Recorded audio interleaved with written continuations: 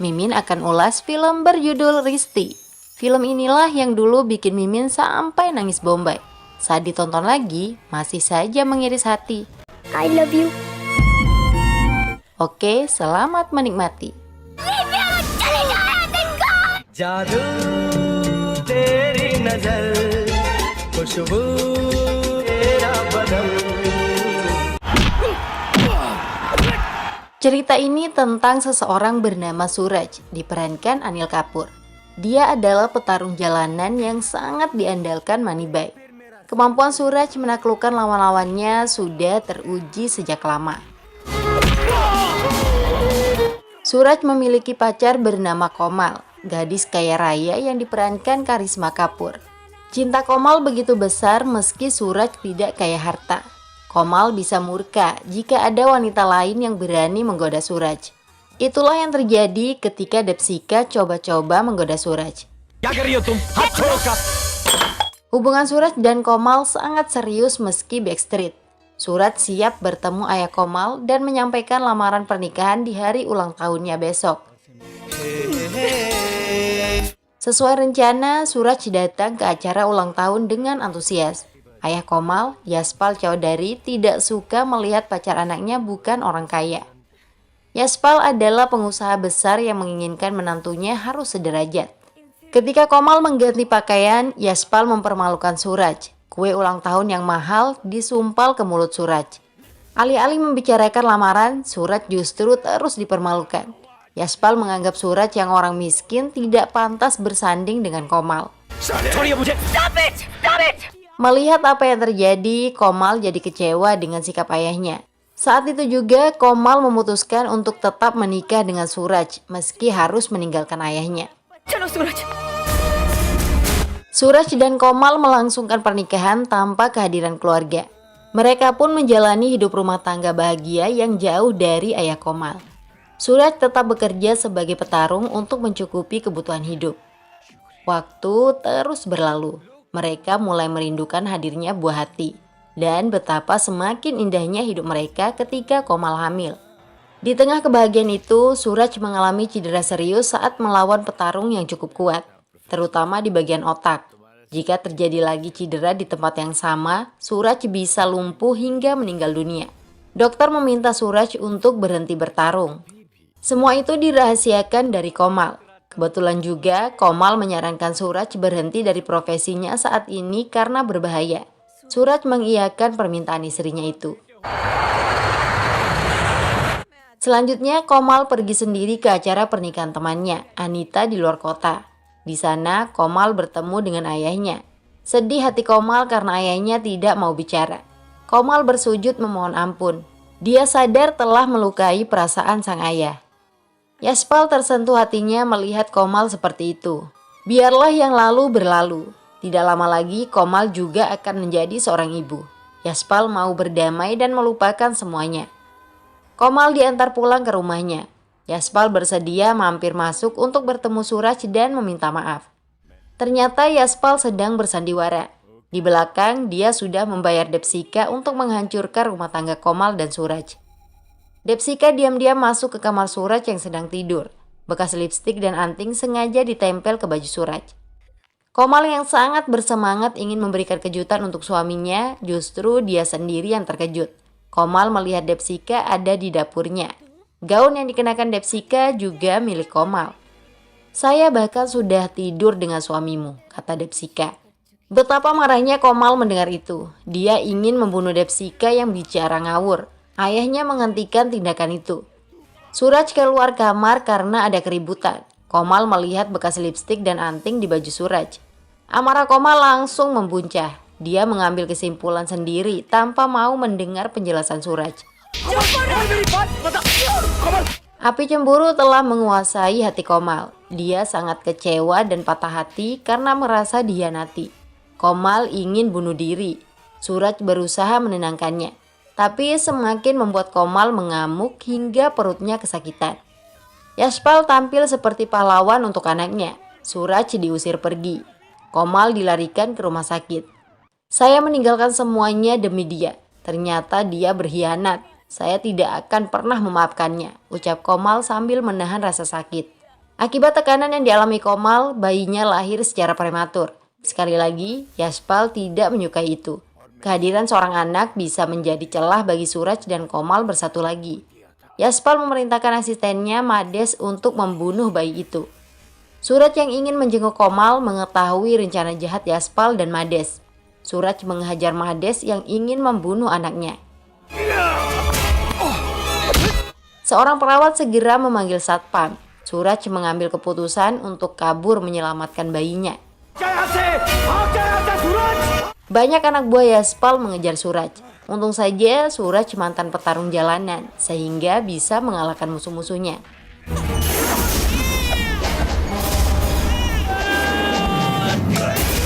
Suraj kemudian membawa anaknya pergi jauh. Suraj tidak hanya menjadi ayah, tapi sekaligus ibu bagi sang bayi.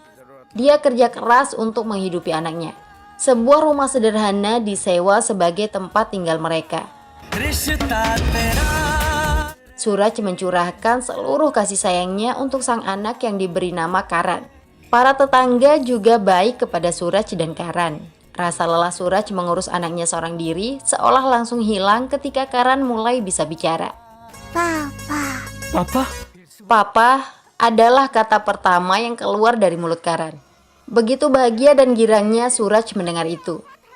Karan sudah menginjak usia 2 tahun. Anehnya, dia belum bisa berjalan. Karan malah menangis jika diminta berjalan karena kakinya lemah. Suraj jadi khawatir dan membawa anaknya ke dokter. Tulang-tulang kaki Karan memang tidak normal akibat lahir secara prematur. Dia tidak akan bisa berjalan sepanjang hidupnya, ungkap dokter.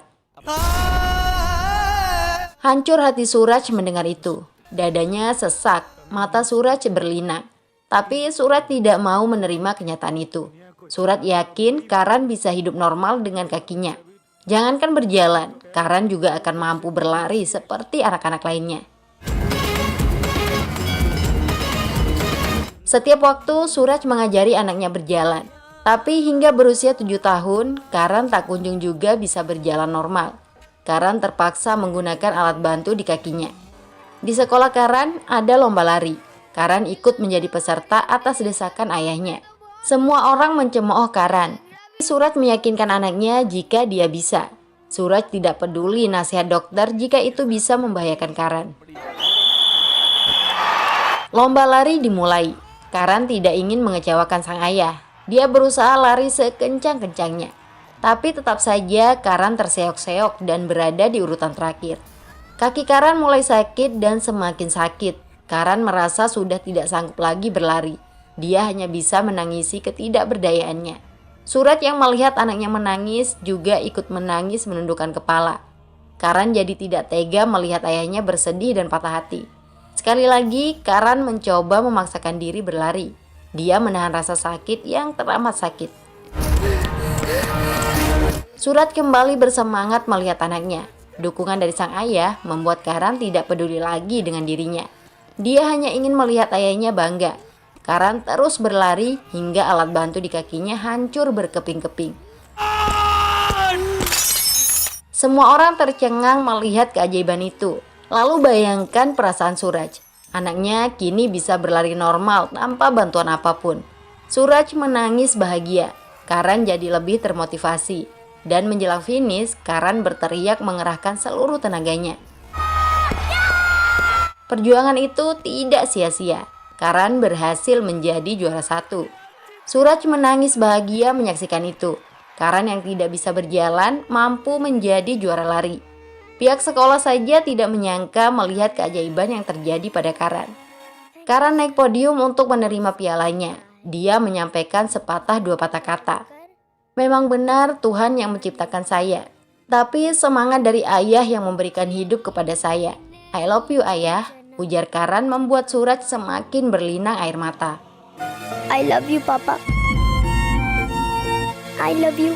Karan juga menyanyikan sebuah lagu untuk mengungkapkan isi hatinya, bahwa dia bisa berjalan karena ayahnya. Bagi Karan, Suraj adalah ayah terbaik di dunia. Ayahnya seperti Tuhan di mata Karan.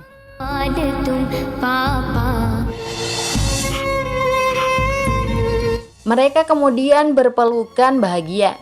Suraj membelikan sepeda untuk Karan karena kakinya sudah normal. Karan berani belajar sendiri penuh percaya diri. Sialnya dia menabrak seorang gadis nelayan bernama Vaijanti, diperankan Shilpa Setty. Karan kabur melarikan diri, tapi sempat-sempatnya dia usil mengerjai Vaijanti hingga panci jatuh ke kepalanya. Suraj menolongnya. Vaijanti langsung naksir pada pandangan pertama. Hati Vaijanti yang berbunga-bunga langsung layu mendengar bocil yang dikejarnya ternyata anak Suraj. Vaijanti memang baru datang ke wilayah itu untuk membantu pamannya bekerja. Cinta Vaijanti kembali bertunas setelah mengetahui Suraj tidak memiliki istri. Gak apa-apa deh meski duda. Usaha PDKT mulai dilakukan, tapi Suraj sama sekali tidak tertarik dengan Vaijanti.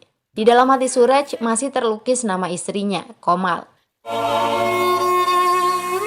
Kondisi Komal selama ini sangat menderita. Sejak kehilangan bayinya, Komal seperti mayat hidup. Dia sampai tidak sadar jatuh dari atas rumah saat mengingat Suraj yang dianggap mencuri bayinya. Yaspal telah membawa Komal pergi jauh dari kotanya agar bisa melupakan masa lalu. Namun semua itu tidak berhasil. Dokter menyarankan agar Yaspal mencari anak Komal. Hanya dengan cara itu hidup Komal bisa normal. Karan yang dirindukan sang ibu tengah bertengkar dengan anak seusianya yang bernama Aju. Penyebabnya, Aju berbicara buruk tentang ayah Karan. Suraj membiarkan anaknya berkelahi. Karan pun berhasil mengalahkan Aju. Ayah Aju, Husein yang merupakan preman setempat, jadi marah dengan Suraj. Husein menghajar Suraj yang dianggapnya penakut dan pengecut. Suraj terus melarikan diri tanpa melawan. Masalahnya, Husein juga mengejar dan memukul Karan. Melihat itu, jiwa brutal Suraj bangkit. Dia menunjukkan siapa dirinya. Suraj menghajar Husein tanpa bisa membalas. Husein yang sok jago dipermalukan. Sosok Suraj semakin membuat banyak orang kagum. Vaijanti juga semakin cinta meski selalu ditolak. Semakin hari Vaijanti tidak malu menunjukkan cintanya. Suraj jadi tidak nyaman dan marah dengan sikap Vaijanti yang berlebihan. Istri saya masih hidup, saya tidak pernah melupakannya. Tidak ada wanita lain yang bisa menggantikan posisi istri saya, tegas Suraj. Vaijanti hanya bisa menangis mendengar fakta itu. Cinta sucinya kepada Suraj harus berakhir sia-sia. Cintanya yang lebih dalam dari lautan hanya bertepuk sebelah tangan. Suatu hari Suraj pergi menemui bosnya untuk minta tanda tangan sebuah dokumen. Karan diminta menunggu di luar. Suraj tidak menyadari jika di tempat pesta itu ada juga Komal yang datang menemani ayahnya. Mengingat Yaspal adalah sahabat bos Suraj. Komal belum bisa menikmati keramaian. Dia lebih suka memperhatikan Karan yang sedang asik bermain bola menunggu ayahnya. Wajah Komal berubah drastis setelah melihat anak itu dibawa pergi oleh Suraj. Komal tersadar jika anak yang sejak tadi diperhatikan adalah anaknya yang selama ini dirindukan. Komal mengejar Suraj seperti orang gila. Hampir saja Komal ditabrak mobil andaikan ayahnya tidak datang.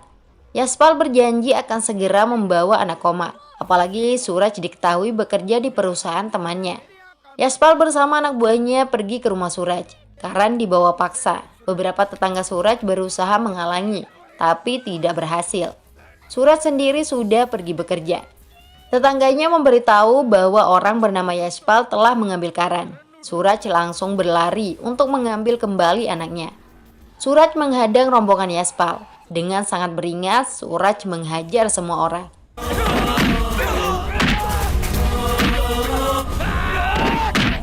Yaspal berjanji akan kembali untuk merebut Karan. Suraj jadi hilang kendali dan mencekik mertuanya itu. Suraj mengancam akan membunuh Yaspal jika masih berani menyentuh anaknya.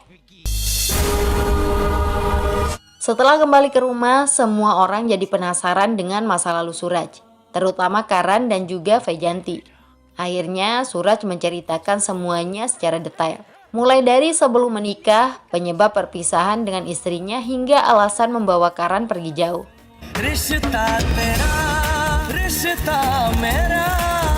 Selama ini saya hanya hidup untuk Karan, ucap Suraj. Dampak dari peristiwa itu, Suraj dipecat dari pekerjaannya. Suraj jadi pengangguran. Vaijanti dengan setia meringankan beban Suraj. Sementara Komal dan ayahnya tetap ingin mengambil kembali Karan. Pengacara mereka, Katre, memastikan bisa melakukan itu. Kasus didaftarkan ke pengadilan. Komal datang ke rumah Suraj membawa surat panggilan dari pengadilan. Tapi yang ditemukan hanya foto anaknya saja. Komal jadi kesal karena di rumah Suraj ada seorang wanita. Apalagi Vejanti mengaku mencintai Suraj. Komal ingin menampar Vejanti. Untung saja Suraj datang menghentikannya. Inilah pertemuan pertama Suraj dengan Komal setelah 7 tahun. Ingin sekali rasanya Suraj memeluk Komal. Istrinya itu justru marah-marah dan memberikan surat panggilan dari pengadilan.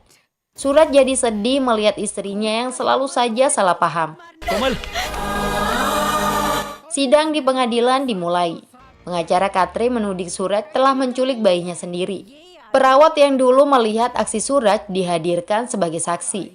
Katre menyebut alasan Suraj menculik bayinya demi uang. Suraj membantah tudingan itu. Saksi lain dihadirkan lagi, yaitu Hussein. Rupanya Hussein yang memiliki dendam dengan Suraj sudah dibayar untuk menjadi saksi palsu. Hussein mengarang cerita dekat dengan Suraj. Mereka biasa menghabiskan waktu dengan minum bersama. Hussein pernah diberitahu jika Karan adalah gudang uang bagi Suraj. Sekali lagi Suraj membantah keterangan saksi. Pengacara Katre tidak berhenti meyakinkan hakim.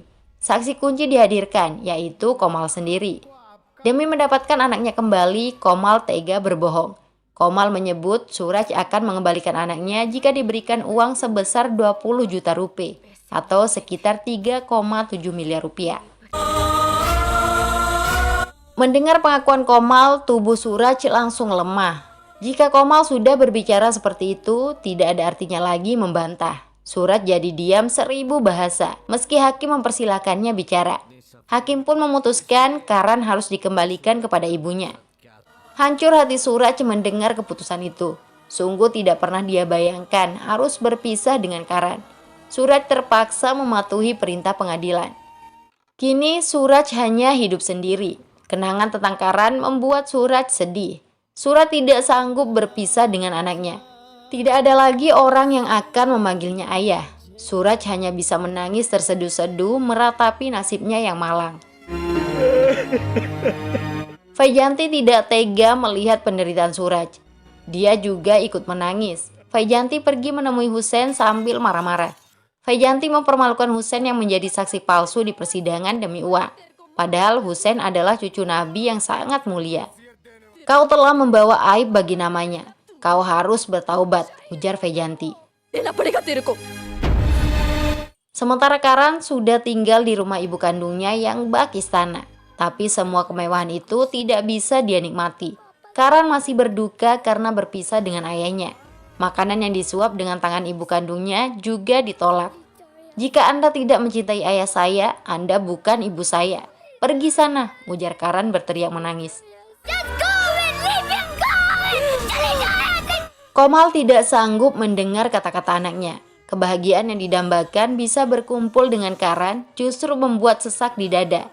Komal sangat terluka karena tidak diakui sebagai ibu oleh anaknya sendiri. Berbeda halnya dengan Yaspal yang mengadakan pesta perayaan atas kemenangannya merebut Karan dari tangan Suraj. Hakim pengadilan juga datang menghadiri perayaan itu. Suraj datang ke rumah Yaspal dengan air mata. Dia sedang merindukan anaknya. Yaspal tidak mengizinkan Suraj masuk. Suraj berjanji akan pergi, asal dipertemukan sebentar saja dengan Karan. Yaspal setuju, tapi Suraj harus memohon seperti pengemis. Suraj tidak berpikir 2 kali, dia langsung berlutut memohon. Rupanya Yaspal benar-benar berhati iblis. Dia justru menendang wajah Suraj. Hakim yang melihat insiden itu sampai kasihan. Suraj sama sekali tidak membalas. Dia pergi dengan kesedihan yang teramat dalam. Tapi tidak lama Suraj datang lagi dengan membawa kendaraan alat berat. Suraj menabrak gerbang dan menghancurkan apapun yang ada di depannya. Suraj harus bertemu Karan apapun yang terjadi. Anak buah Yaspal dihajar. Suraj menemukan Karan tengah bersedih di dalam kamar. Mereka berpelukan melepas rindu. "Bawa saya pergi dari sini, ayah," ucap Karan memohon.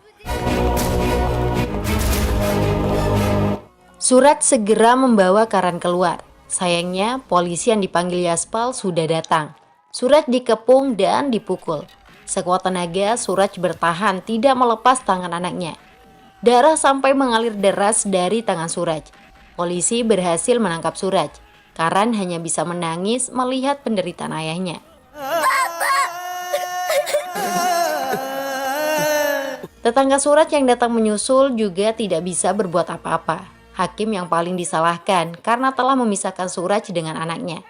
Lebih baik Anda berikan hukuman gantung saja kepada Suraj. Kejahatannya adalah dia terlalu mencintai anaknya. Selama Suraj masih hidup, dia akan terus melakukan kejahatan ini. Mohon Pak, bebaskan dia dari siksa batin ini. Gantung saja Suraj, ujarnya. Hakim menyadari kebenaran sesungguhnya. Dia pergi ke penjara membebaskan Suraj dengan jaminan. Hakim meminta maaf atas keputusan yang dibuat berdasarkan saksi dan bukti di persidangan. Suraj disarankan untuk membuka kembali kasusnya dengan menyiapkan pengacara. Saran itu dilakukan. Pengacara Suraj meminta Komal memberikan kesaksian lagi. Komal harus bersumpah atas nama anaknya jika Suraj memang pernah meminta uang. Komal jadi dilema. Dia tidak mungkin berani berbohong lagi. Komal lebih memilih pergi meninggalkan pengadilan. Yashpal dan pengacaranya tidak bisa membantah jika kesaksian sebelumnya adalah kebohongan. Ide lain digunakan. Yashpal memprovokasi Suraj dengan ingin memberinya uang untuk pendidikan Karan. Suraj menolak itu. Dia tidak butuh uang dari Yashpal untuk masa depan Karan. Selama 7 tahun, Suraj sudah membuktikan mampu membesarkan anaknya seorang diri. Pengacara Katre angkat bicara juga. Suraj adalah pengangguran. Katre menantang Suraj untuk memberikan bukti jika memang mampu menjamin masa depan anaknya. Suraj harus memberikan uang jaminan pendidikan sebesar 1,5 juta rupiah atau hampir 300 juta rupiah kepada pengadilan. Suraj menyetujui tantangan itu. Dia siap menyerahkan Karan kepada ibunya jika gagal menyerahkan uang jaminan. Akhirnya hakim memutuskan Suraj harus menyerahkan uang jaminan dalam waktu 3 bulan. Jika tidak, maka selamanya Karan akan bersama ibunya. Setelah sidang selesai, Yashpal merasa sudah menang. Suraj diolok karena diyakini tidak akan mampu mengumpulkan uang jaminan. Jawaban Suraj justru menutup mulut sombong Yashpal. Uang 1,5 juta rupiah sangat sedikit dibanding anak saya. Bahkan jika Anda meminta 150 juta rupiah, saya mampu melempar uang itu ke wajah Anda, ucap Suraj. All the best, Papa! All the best! Untuk bisa mendapatkan uang banyak, Suraj rela kembali ke dunianya dulu sebagai petarung jalanan. Suraj menemui mantan bosnya, Manibai. Suraj meminta pertarungan yang hadiahnya besar. Manibai sebenarnya tidak setuju. Suraj memiliki bekas cedera di kepalanya. Jika bertarung lagi, Suraj bisa mati. Saya sudah mati saat dipisahkan dari anak saya. Tolong bantu saya jika kamu ingin melihat saya hidup lagi, jawab Suraj. Masalahnya banyak hal yang harus dipersiapkan. Manibai tidak memiliki kemampuan itu. Tiba-tiba Hussein datang sebagai penyelamat. Dia mau membantu Suraj untuk menebus dosa yang pernah dia lakukan kepada Suraj. Persiapan mulai dilakukan. Suraj berlatih keras dengan bantuan Hussein dan Manibai. Yashpal tidak tinggal diam mengetahui Suraj akan bertarung lagi. Dia menyewa petarung terbaik, bukan hanya untuk mengalahkan Suraj, tapi yang lebih penting untuk membunuh Suraj. Sudah tiba waktunya Suraj akan pergi bertarung. Vaijanti tidak sanggup melepas Suraj pergi, karena Suraj bisa saja mati. Vaijanti menangis dan memohon kepada Tuhannya agar Suraj dilindungi. Sudah cukup hidup Suraj menderita. Ketika Suraj berangkat naik mobil, seorang wanita mengejar dan memanggil-manggilnya. Sekujur tubuh wanita itu sudah hancur. Sayangnya Suraj tidak mendengar. Vaijanti jadi penasaran melihatnya. Ternyata wanita itu adalah Depsika. Dialah penyebab Suraj dan Komal berpisah. Hidup Depsika sudah hancur. Dia dicampakkan suaminya. Itu adalah karma dari Tuhan atas dosa-dosanya. Depsika hanya ingin mendapatkan maaf dari Suraj. Vaijanti memiliki ide membawa Depsika bertemu Komal untuk mengakui semuanya. Komal justru marah-marah dan mengusir Vaijanti pergi. Tapi kali ini Vaijanti melawan. Sudah saatnya Komal diam dan mengetahui kebenaran. Depsika mulai unjuk diri. Komal baru menyadari jika dialah wanita yang dianggap selingkuh dengan Suraj. Suamimu tidak bersalah. Tidak pernah terjadi apa-apa antara saya dengan suamimu. Saya dibayar oleh ayahmu untuk meracuni pikiranmu, ungkap Depsika. तुम्हारा बाप था। Komal terperanjat kaget mendengar fakta itu. Vaijanti masih memarahi Komal yang selalu salah paham dengan Suraj. Hubungan suami istri itu didasari cinta dan kepercayaan. Dan kamu tidak mempercayai orang yang mencintaimu. Saya rela mati demi Suraj, tapi dia tidak mencintai saya. Karena cinta Suraj hanya untuk kamu, ujar Vaijanti. Komal juga diberitahu jika Suraj membawa anaknya pergi karena saat itu ingin dibunuh atas perintah ayah Komal. Komal jadi semakin merasa bersalah. Tangisan dan penyesalan Komal tidak ada artinya, karena sebentar lagi Suraj akan mati. Dia sedang pergi ke tempat kematiannya demi mendapatkan uang untuk Karan. Vaijanti meminta Komal segera pergi menyelamatkan suaminya. Komal menemui ayahnya terlebih dahulu. Tanpa kata-kata, tamparan keras diberikan untuk ayahnya. Yaspal sampai kaget, baru kali ini dia ditampar oleh Komal. Ini adalah tamparan dari seorang ibu yang tidak bisa menyusui anaknya sendiri. Ini adalah tamparan dari istri yang tidak bisa menjaga kesucian pernikahannya, ucap Komal menangis. Sementara Suraj sudah di atas ring. Dia benar-benar tidak mampu melawan musuhnya yang begitu perkasa. Suraj dihajar habis-habisan. Sepertinya Suraj memang akan mati. Pukulan keras yang diterima membuat Suraj jatuh tersungkur.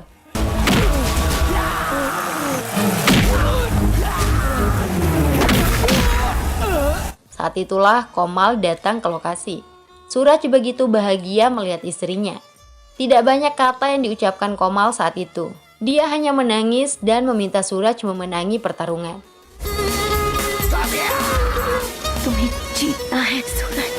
Seketika itu tubuh Suraj seperti mendapat tenaga baru. Dia mempersilahkan lawannya memukul. Dan tidak butuh waktu lama, Suraj mampu membuat lawannya tumbang.